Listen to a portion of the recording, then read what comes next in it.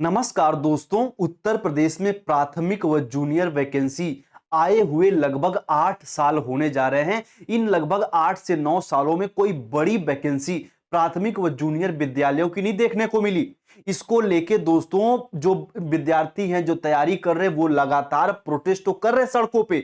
उसके साथ साथ जितने अध्यापक हैं वो भी लगातार आवाज बुलंद कर रहे हैं, ट्विटर कैंपेन कर रहे हैं, लेकिन सरकार की तरफ से दोस्तों कोई जवाब नहीं आ रहा था। अब हाल ही में विधानसभा में समाजवादी पार्टी की विधायक डॉक्टर रागिनी इसको लेके आवाज उठाती हैं और उत्तर प्रदेश के शिक्षा मंत्री से कई कड़वे सवाल पूछती हैं। लेकिन दोस्तों उत्तर प्रदेश के शिक्षा मंत्री वर्तमान में जो हैं कोई विशेष जवाब देते हुए नजर नहीं आते। डॉक्टर रागिनी पूछती हैं कि उत्तर प्रदेश में जो विद्यालयों की हालत जर्जर होती जा रही है उसको लेके आप क्या कर रहे हैं।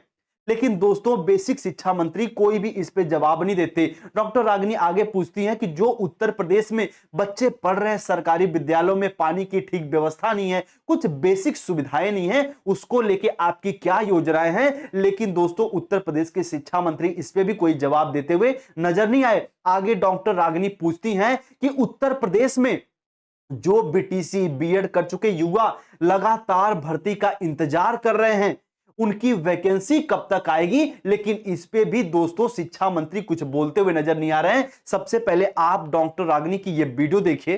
उत्तर प्रदेश के विजन की बात करूंगी तो ये जरूर कहना चाहूंगी कि प्रदेश का विजन तभी धरातल पर उतरेगा जब उसका सारा विभाग एकत्रित होकर के एक साथ काम करेगा। हमारे बेसिक शिक्षा मंत्री जी यहीं पे हैं। आज बेसिक शिक्षा का विभाग जो है वो बेसलेस विभाग हो चुका है, क्योंकि इसी सदन में कई बार बोला गया कि मंत्री जी विद्यालय जर्जर हो चुके हैं, विद्यालयों को बनवा दो। मंत्री जी ने कहा ना। मंत्री जी स्कूलों में जो है शौचालय नहीं है, बनवा दीजिए। मंत्री जी ने कहा ना। हमने कहा कि मंत्री जी बच्चों को वहां पे शुद्ध पेयजल नहीं मिल रहा, जल दिलवा दीजिए। मंत्री जी कहते हैं ना। हमने कहा कि विद्यालयों में इलेक्ट्रिसिटी नहीं है, मंत्री जी विद्युत जो है उसको वहां पे आपूर्ति करवा दीजिए। मंत्री जी कहते हैं ना। हमने कहा आज पूरे उत्तर प्रदेश में 2 लाख से भी ज्यादा बच्चे हैं जो टेट और सुपर टेट पास करके धरने पे बैठे हैं कि एक दिन बेसिक शिक्षा विभाग की वैकेंसी आएगी और उनको नौकरियां मिलेंगी। मंत्री जी वैकेंसी निकलवा दो। मंत्री जी कहते हैं ना।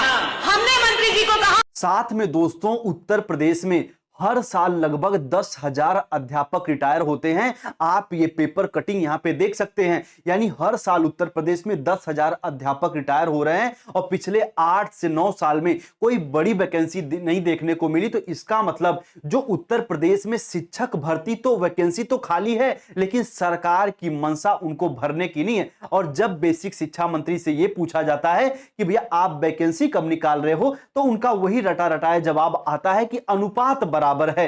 लेकिन दोस्तों आप सभी को पता है कि जब अध्यापक रिटायर हो रहे हैं, बच्चे एडमिशन ले रहे हैं, तो नए अध्यापकों की भर्ती क्यों नहीं हो रही है, इस पे सरकार को जवाब देना चाहिए। और साथ में दोस्तों एक चीज आप सभी को समझनी पड़ेगी, जितनी ये वर्तमान सरकार धार्मिक परंपराओं पर ध्यान दे रही है, अगर उसका 1% भी ध्यान स्कूलों की दशा पर दे देता या फिर जो गांव जिले में जो हॉस्पिटल है उन पे ध्यान दे देते, तो शायद इन सरकारी हॉस्पिटल, सरकारी विद्यालयों की हालत बिल्कुल सही हो जाती। लेकिन दोस्तों ये सरकार विद्यालय हॉस्पिटल पे ध्यान देने के बजाय आप देख रहे हैं तो हेलीकॉप्टर से फूलों की बरसात किए जा रहे हैं, कांवड़ियों के पुलिस वाले पैर दबा रहे हैं। बिल्कुल एक तरीके से देखने को यह मिल रहा है कि जनता को बिल्कुल भटका के हम राज करेंगे। दरअसल दोस्तों यहां पे होना यह चाहिए कि जितने प्राथमिक विद्यालय हैं, जितने जो कि ब्लॉक पे जितने हॉस्पिटल हैं, उनकी व्यवस्था सही करनी चाहिए, ताकि जो भी पिछड़े हैं, दलित हैं, आदिवासी हैं,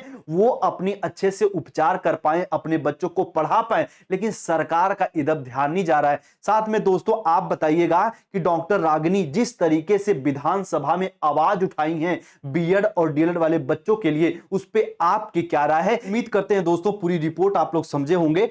कमेंट सेक्शन में अपने विचार, अपने फीडबैक आप लोग जरूर दीजिएगा। चैनल पर नए हैं तो चैनल को सब्सक्राइब भी कर लीजिए। चलिए मिलते हैं हम लोग अपने अगली वीडियो में, तब तक आप लोग अपना ख्याल रखिए। आप सभी को नमस्ते, जय हिंद।